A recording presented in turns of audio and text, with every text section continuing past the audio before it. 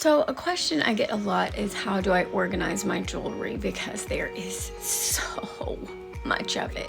The one that is the most difficult for me is costume jewelry necklaces.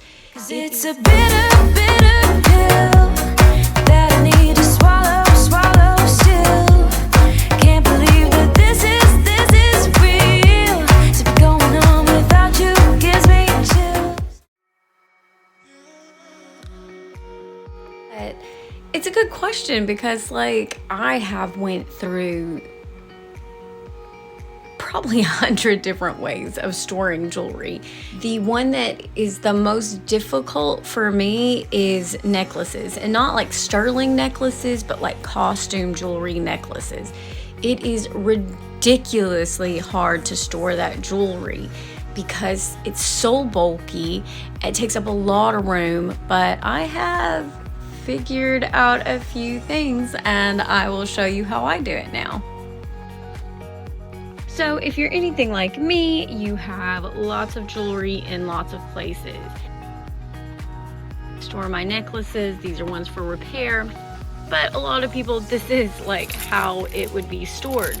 And these get beat up or tangled in all kinds of ways. When I find necklaces, I hang them up in things like this to sort them, but they still get tangled and I hate having to untangle them.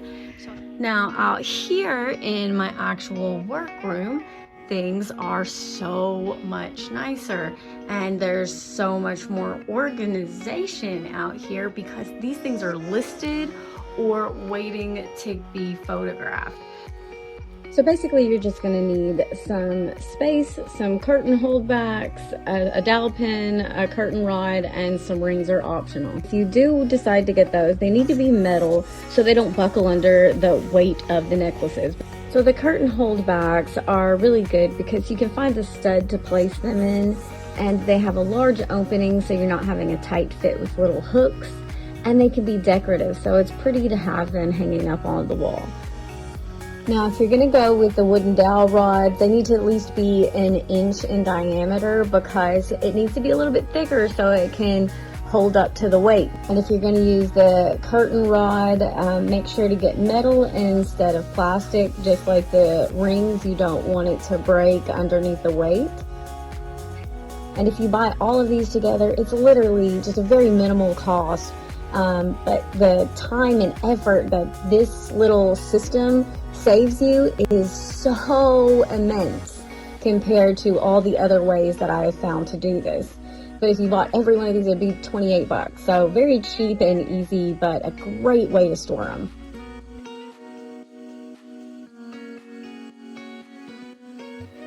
So this is how I actually store and organize the unlisted items I have. So before I photographed them and listed them, I use like the shower ring method. So I have them all kind of in categories here, like pearls, beads, 50s, and I can hang them all up, make sure they're all good to go, ready to be pictured. And if I'm ready to take some photographs that day, I can just take one ring off and go photograph that one ring. But I do it with these rings too, so I can store a whole lot more necklaces on one ring instead of individually. Of course, you can do just like I do on the pegboard here and hang them all up individually, but it does take more room to do that.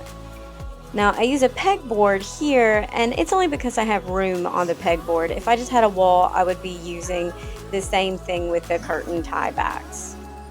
But I really like having them up like this, for one, because I love jewelry and I can display it like this and see it. So that's a nice little bonus to this organization.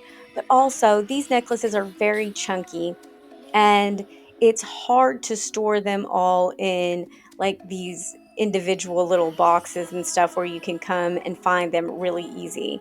But like here, you can just go kind of flip through them and find them, and also take them off very easily with the clasp.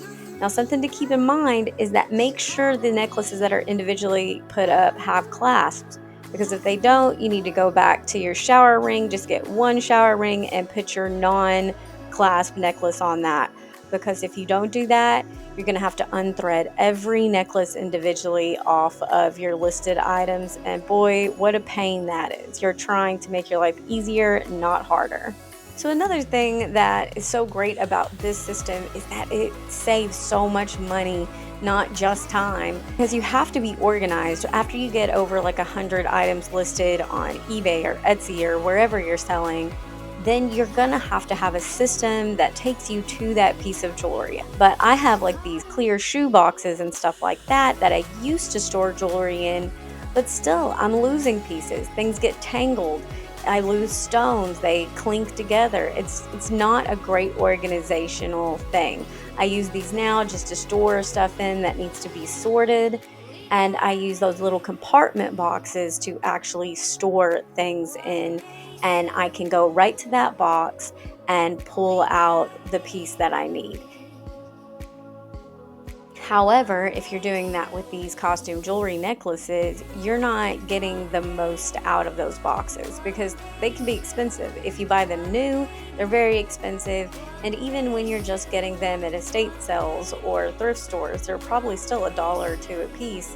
That adds up over time. So if you're only being able to put, like, let's say up to 5 or 6 necklaces, if they even fit at all in these boxes, then you're not getting the most bang for your buck. So hanging them up is just an amazing way to actually organize the necklaces.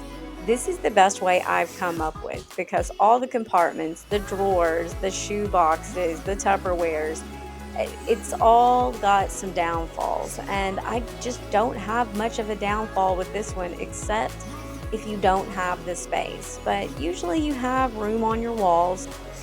I hope you enjoyed this small little video, and I hope to see you again. Bye. You're glowing in the dark. You're glowing in the dark. Glowing in the dark. I feel it in my heart. You're glowing in the dark. Glowing in the dark.